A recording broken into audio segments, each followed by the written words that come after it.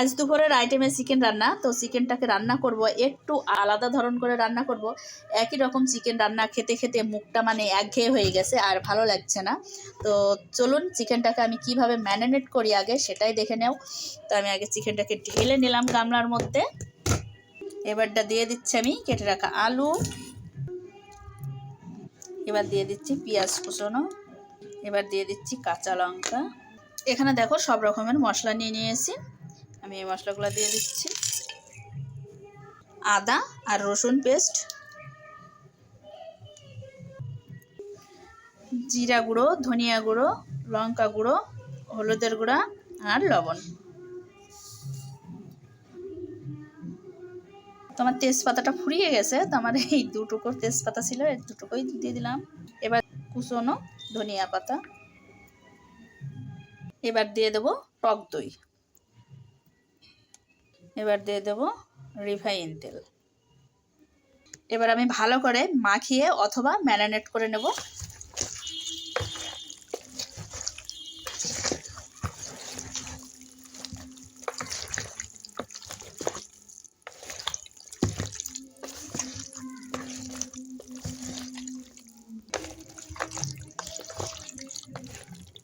আমার ভালো করে ম্যারিনেট করা হয়ে গেছে। আমি 10 মিনিটের জন্য ঢাকা দিয়ে রেখে দেবো। 10 মিনিট পরে আমি রান্নার কাছে যাব।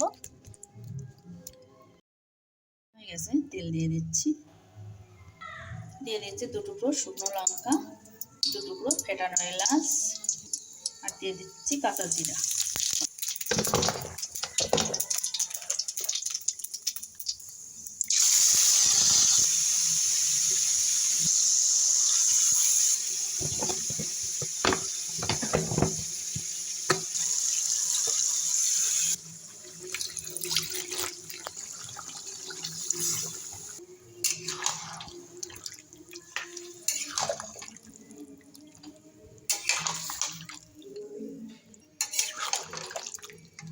দেখো এখনই কত সুন্দর কালারটা এসেছে।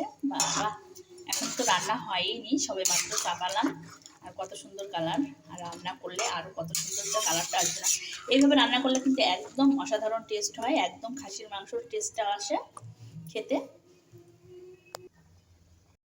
তরকারিটা আমার ফুটতে শুরু হয়ে গেছে। অসাধারণ কালার এসছে একেবারে।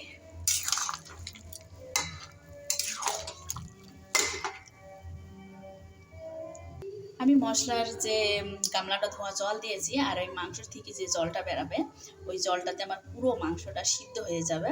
এই জলটা ফুরালে তারপরেই আমি ঝোলের জন্য জল দিই।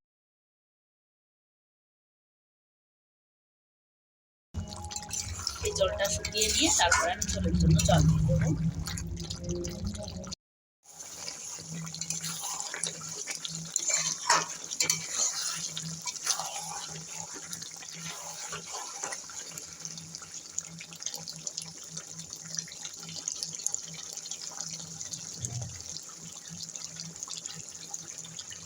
আলুটা খুব সুন্দর সিদ্ধ হয়ে গেছে একদম। তো আমার কষানোর জলটা শুকিয়ে গেছে, আমি এবার ঝোলের জন্য জল দিয়ে দিচ্ছি।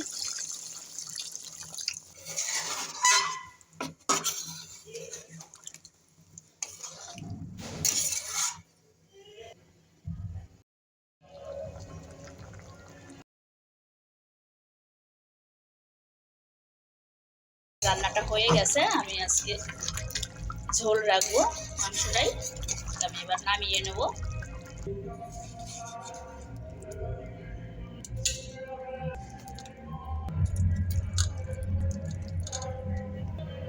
তো আমার মিষ্টি বন্ধুরা, আমি এভাবে রান্না করে নিয়েছি। আজকে আমি খাওয়াটা দেখাতে পারবো না।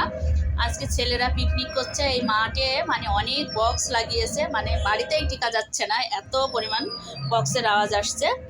তো আমি দেখলাম যে খেতে বসে ভিডিও বানানো হবে না, তো সেই জন্যে আমি এই রান্না পর্যন্তই দেখিয়ে দিলাম যে আমি এইভাবে রান্না করে নিয়েছি আমার মিষ্টি বন্ধুরা।